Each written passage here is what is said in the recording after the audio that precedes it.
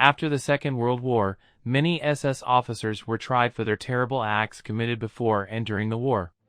This is how the names Rudolf Höss, Amon Goeth, Ernst Kaltenbrunner met their deaths. However, some others managed to escape, but would be found, such as Adolf Eichmann, who was caught by the Mossad in Argentina under the guise of a false name. Still, many would never be seen again. The most popular perhaps is Joseph Mengele, the sadistic and infamous angel of death, responsible for atrocious experiments on humans at Auschwitz. Only almost 50 years after the end of the conflict, it is assumed that he had died in 1979. But there was another SS commander who completely escaped justice and even lived until practically the new millennium. This was Alois Brunner, Adolf Eichmann's right-hand man and responsible for the death of more than 100,000 people by deporting them to various camps of concentration and extermination.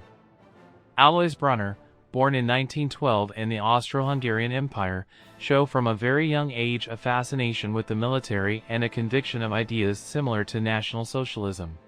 It is not surprising that at just 17 years old he joined the SA or Brown Shirts and 4 years later moved to Germany and joined the Nazi Party. In 1938 Brunner would meet his mentor, Eichmann. By then Brunner had already joined the SS and his strong anti-Semitic convictions put him in charge of the Office of Jewish Affairs. From this position, various measures were taken that forced the Semitic population to escape from Austria.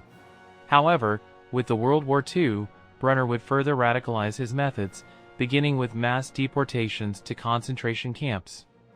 From 1939 to 1944 he deported thousands of people in Austria, Greece, Slovakia and France, where he also deported more than 1,300 children from Paris.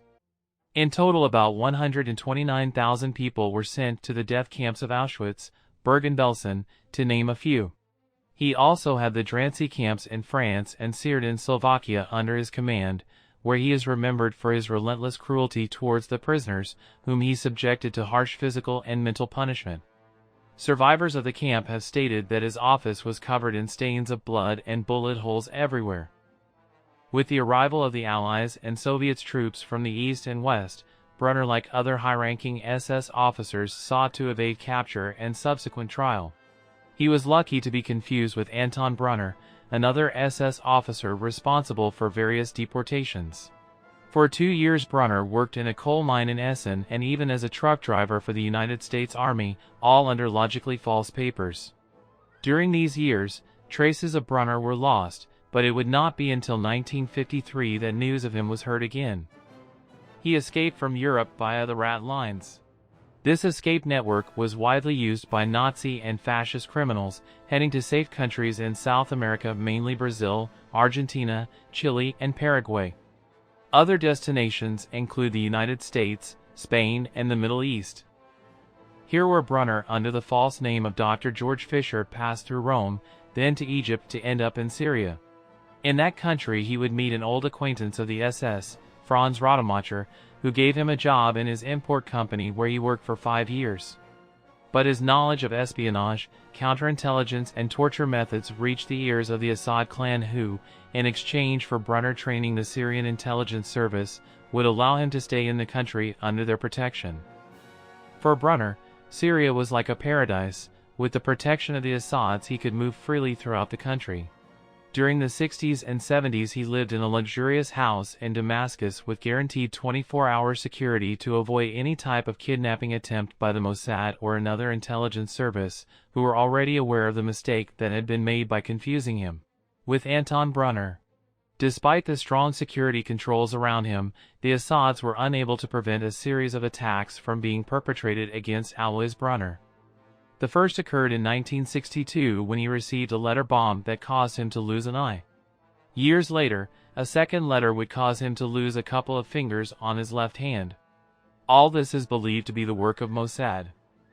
In France, justice was already aware of the error that had been committed, but it was impossible to extradite Brunner. His crimes, the most serious and which were tried in 1950, had expired. The case of the deportation of more than 250 children in the summer of 1944 was brought up again. The governments of East and West Germany, as well as the French, demanded extradition from the Syrian government, but were ignored. During the 1980s, Alois Brunner was photographed on several occasions in Damascus. He even gave various telephone interviews and even face-to-face interviews in his apartment, the most popular of which occurred in 1987 when Chuck Ashman of the Chicago Sun-Times spoke with him on the phone.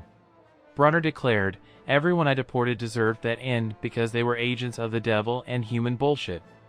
By the end of the 80s, Alois Brunner, who was over 76 years old, was no longer useful to the Syrian regime, so negotiations began with East Germany for his extradition and subsequent trial.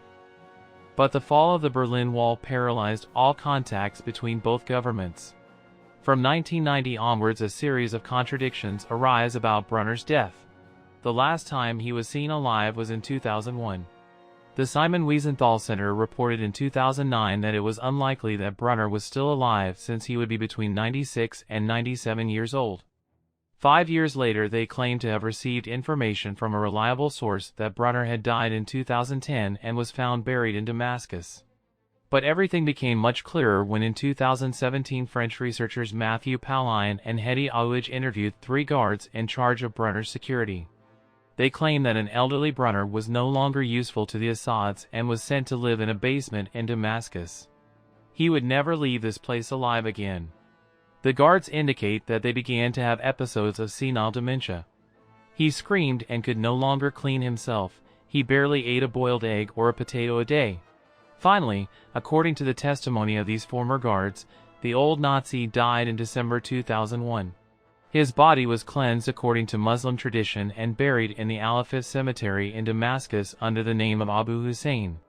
The historian Serge Klaasfeld, known for his extensive investigations of Brunner, Klaus Barbie, and others fugitive SS officers, stated that the information provided is highly credible. Came to an end the life of Alois Brunner, the last SS commander of whom Adolf Eichmann once said, "He is my best officer." Brunner had no doubts about deporting more than 100,000 people during his time in Nazi Germany, and also about allying himself with one of the most criminal regimes in the Middle East, who in the end, when he stopped being useful to them, condemned him to the same horrible hell, just like him to thousands of people in the past. Thanks for watching the video. If you are interested in World War II content, don't forget to subscribe to the channel. I upload new videos every week.